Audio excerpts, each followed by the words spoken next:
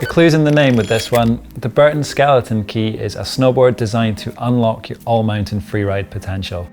It offers effortless flow in the deepest conditions, loads of bite and drive back on the pistes, and it even has a mellow enough flex to make it a pretty decent option to open some doors for your freestyle riding too. So the Skeleton Key features Burton's directional camber profile. Starting from right at the back of the tail, there's a fully positive camber that goes right out beyond the front inserts. This gives you a load of firepower underneath your feet, whether you use that for boosting ollies or getting the most amount of grip through a turn. From here, it blends into this big rocker profile in the nose. That's combined with a 7mm taper, meaning that the board becomes progressively narrower towards the tail of the board. So that means the surface area is far greater up front compared with that at the tail. Because of that, the board is going to float incredibly well in fresh snow, an unsinkable vessel for surfing powder waves. Even on the deepest days, that nose just rises up to the surface while the tail will sink down and enable really surfy, slashy turns through the back foot. Yet for a snowboard with this kind of outline, you'll be amazed at just how well it rips once it's back on the Groomers. Burton's balanced freeride geometry positions the side cut in the center of the board's contact area. So what this means is that no matter whether you're riding the board in regular or switch, it actually behaves much more like a directional twin or even a true twin in terms of how it turns in both stances. Essentially, that bigger floaty nose only comes into play once you're in the deep stuff. When you're back on the piste, it's elevated from the surface of the snow.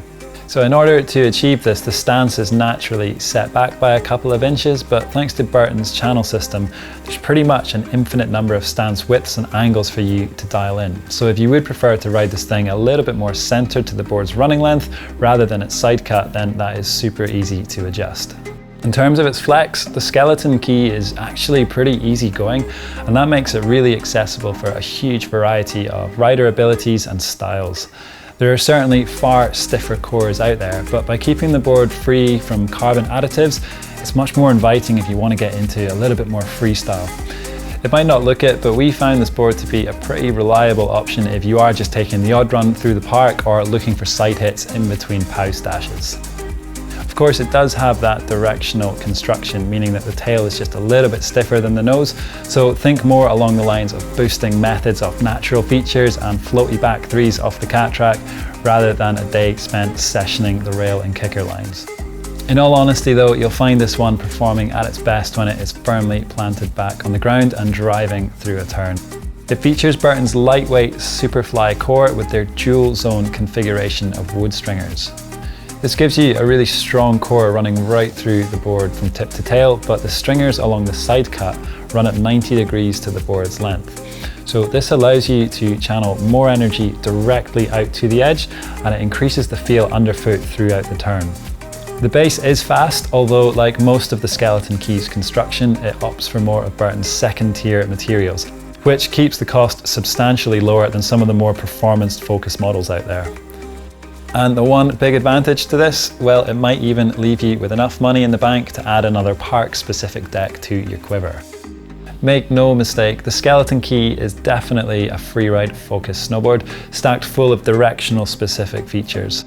But where many boards of this shape and construction can often fall short back on the pistes, our test team were super impressed at just how well it held up over the resort. One last shout out goes to Nicholas Law, who did the artwork for the top sheet and base of this year's Skeleton Key. It's a bit of a departure from what we've seen before from Burton, but we're definitely digging the look of this season's model. If you're the kind of rider who wants to capitalize on burst lifts on powder days, well, this one is a total no-brainer. But equally, if you want to avoid the hassle of keeping another setup on standby for when it hasn't snowed in weeks, the Skeleton Key makes one of the best daily drivers for a freeride focused all-mountain charger.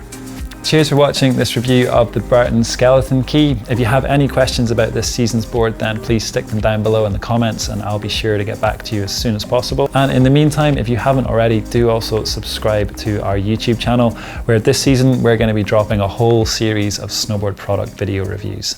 Thanks again guys, and we'll see you in the next video.